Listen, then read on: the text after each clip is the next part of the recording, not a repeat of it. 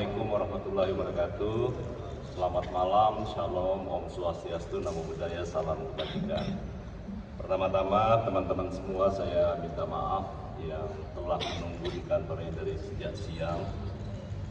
Dan alhamdulillah tadi SK Bapak Presiden, Kepres maksud saya, Bapak Presiden terkait dengan pemberian abolisi kepada saudara Tom Lembong dan juga amnesti. Kemarin jumlahnya ada yang saya salah sebutkan ya. Kalau amnesti itu jumlahnya 1178 ya. 1178 karena ada ketambahan, salah satunya adalah Pak Hasto dan yang kedua ada atas nama Julius. Itu kasus ITE juga.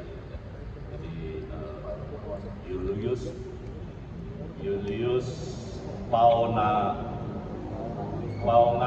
ya, Julius Paonganan itu kasus ITE juga. Jadi yang terkait dengan penghinaan pada kepala negara.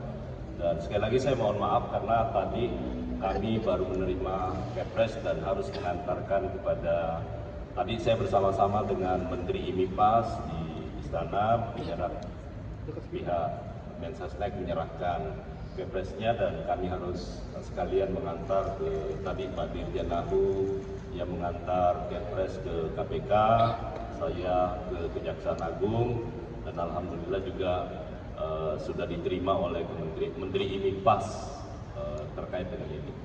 Nah, oleh karena itu teman-teman sekalian, saya ingin menyampaikan yang pertama bahwa ide tentang amnesti dan abolisi itu dari awal, tapi sama sekali tidak pernah membicarakan tentang orang.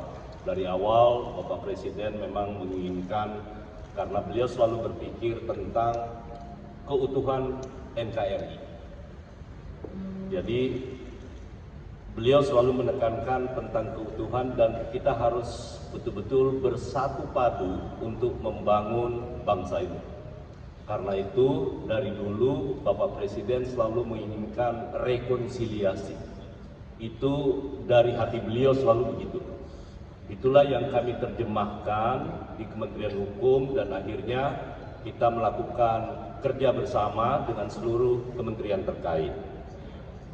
Yang pertama, data terkait dengan amnesti sebagian besar itu berasal dari hampir 99% datanya berasal dari Kementerian IMIPAS. Ada pengguna narkotika, kemudian ada makar bersenjata, tanpa senjata yang di Papua sebanyak 6 orang. Kemudian ada orang dalam gangguan jiwa 78 orang. Kemudian penderita paliatif 16 orang. Kemudian ada yang disabilitas dari sisi intelektual 1 orang. Kemudian usia yang lebih dari 70 tahun 55 orang.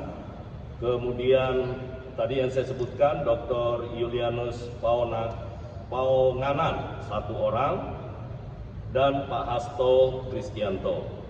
Kemudian di luar itu juga ada penghinaan kepada kepala negara, ITE juga 3 orang.